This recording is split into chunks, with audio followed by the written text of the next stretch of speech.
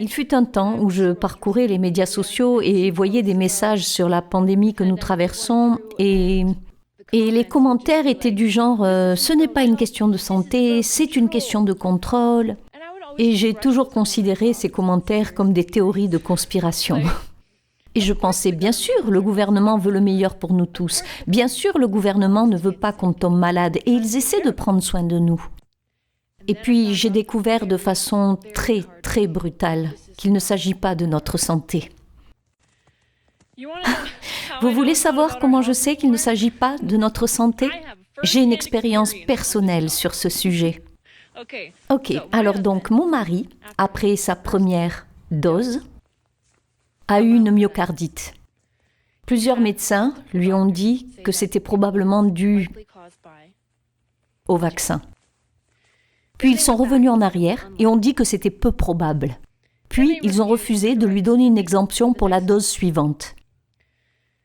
Mais maintenant, on a trouvé un médecin qui croit de tout cœur que c'était causé par l'injection. Il veut nous aider. Il le veut vraiment. Mais tu sais ce qu'il a dit? S'il nous rédige une exemption, il va faire l'objet d'une enquête et sa licence va être menacée. Comment se fait-il que lorsqu'un médecin essaie d'aider un patient en lui faisant une exemption pour quelque chose qui l'a gravement blessé la première fois, va faire l'objet d'une enquête et voir sa licence menacée? En quoi c'est une question de santé? En quoi cela concerne-t-il la santé?